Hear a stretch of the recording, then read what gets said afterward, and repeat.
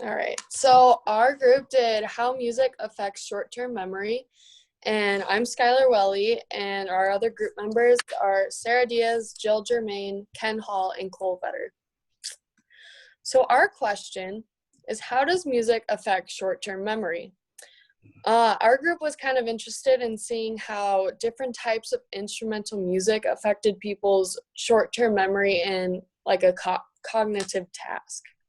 So our hypothesis was that we predicted that listening to classical music will show an increase in recall of memory, while listening to the electronic dance music will show a decrease in recalling memory from our experiment.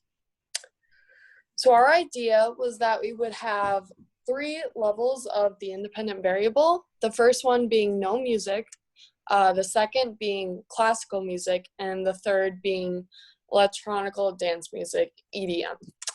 And then the dependent variable of our experiment would be the ability to accurately recall the information in order.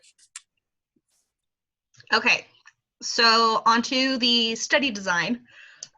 We used a within subjects design, which means that each participant receives all 3 of our conditions in varying orders in order to counterbalance. We also made use of a say the color of the font, not the word that's written test.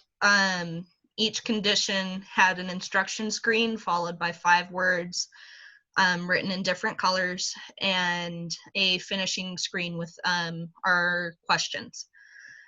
Participants were asked to write their answers to the 4 questions, including age and sex. The questions asked participants to recall specific parts of the test, such as what was the word written in green font, or what color was the word, or what color was the font for the word red.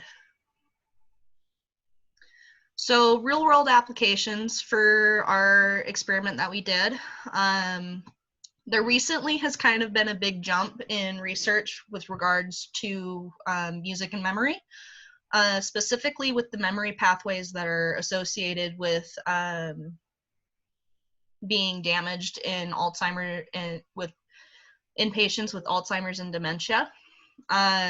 This experiment, while conducted with mainly younger participants, focused on short-term memory. It could be done again on an older age group or with people that have Alzheimer's and dementia, and this could be effective for companies that are doing research in these areas looking at music therapy as a possible treatment. We went ahead and used some of our past research to help us define short-term memory.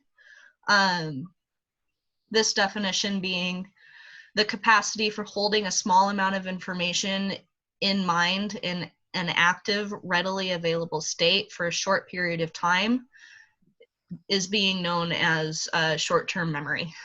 And again, kind of like I mentioned in the real-world applications, problems can be addressed through carefully designed music experiences.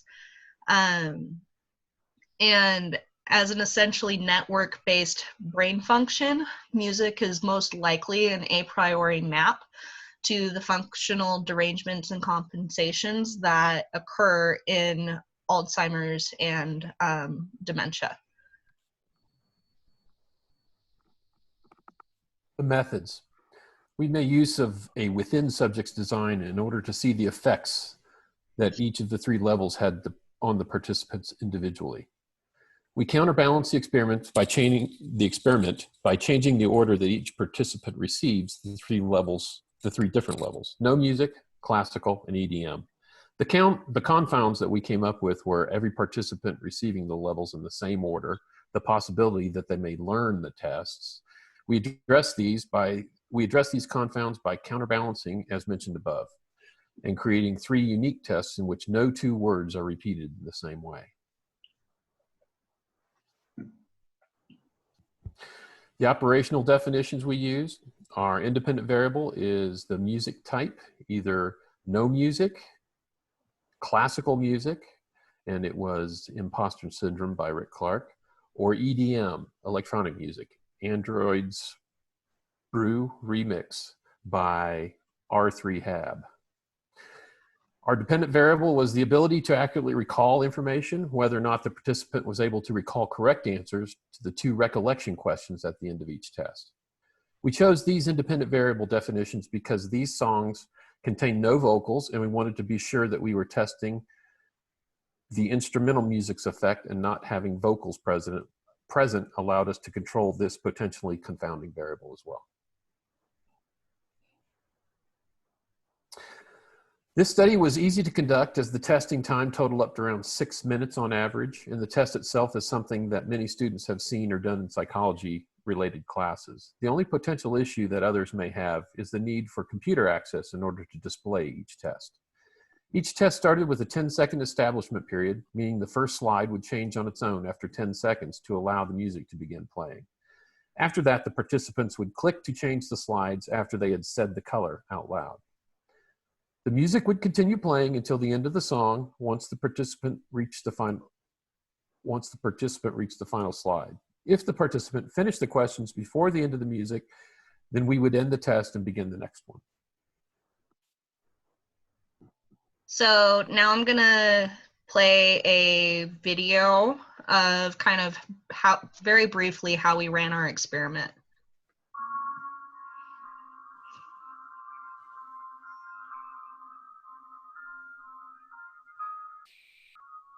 Pink, orange, green,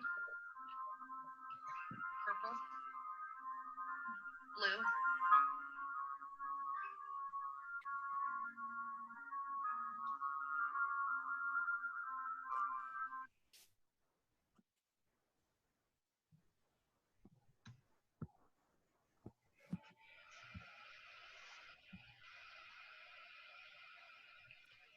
okay, Cole. Still on the video for me. Oh, is it still on the video? Okay, well, resume. There we go.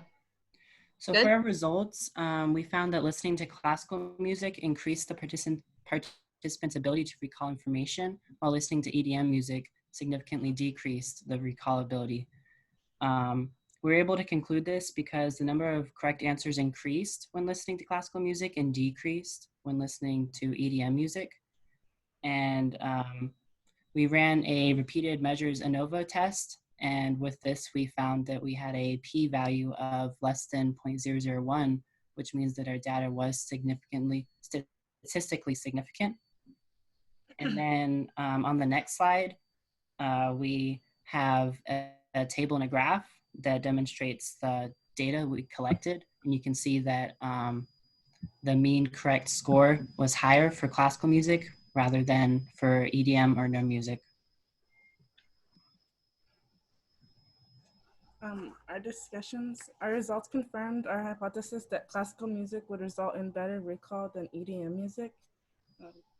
This is important in the real world because this could be used in memory tests, such as having the same music play while studying as while taking a test. Generally, we think that this experiment went well. We didn't run into any surprise complications, and were able to collect good, usable data. This relates to the prior research with regards to Alzheimer's by showing that a person's short-term memory could be activated by the same neural pathways as are activated by certain kinds of music, as mentioned in Clark and Warren's findings. Music acts as a strong activator of memory, and by using it in cognitive tasks, such as the one we presented, music could potentially have significant grounds to be used as a therapy tool for Alzheimer's and dementia in the future. So that was our experiment. These are our references for the 3